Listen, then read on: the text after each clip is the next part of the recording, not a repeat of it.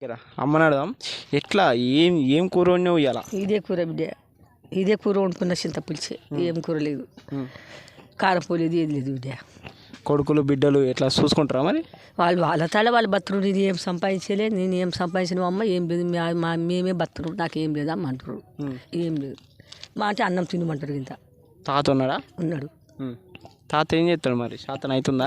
సేపులు రావు, సేపులు రావు. ఏం అటు పోయిండు, అది కూరకి ఏమైనా పట్టుకురామని కొంగలో మింగలు అని పోతే అది కలబడి ఓర్నే. ఇక నీకు చెయ్యి కూడా ఏడిరిగింది. చెయ్యండి బిడ్డ, ఇగో పని చేయరాదు, ఏం చేయరాదు బిడ్డ. ఒకటే చెయ్యి, ఒకటే ఇదే చెయ్యి. ఒక్క చేత్తోనే పని చేసి బతకాలి బిడ్డ. ఏం చేయాలి? కూలికి పోను, నాలికి పోను, అందరు పోతారు. నాకు చేత కాదు, నేను పోను. నాకు ఎవరు చూస్తలేరు. అయిపోయి పెంచినించిన కానీ ఆయన కాలు మొక్తా అని ఇలా కూర్చొని బద్దు. నా అది కూడా లేదు, ఇది కూడా లేదు బిడ్డ.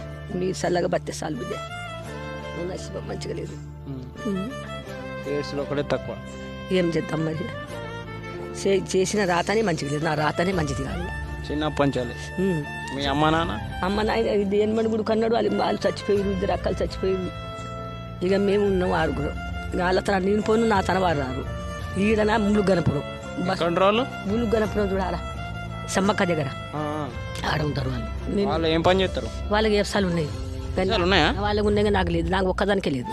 ఎందుకు మరి? మీ నాన్న కూడా? మా నాయన సంపాదించలే, మా మామ సంపాదలే.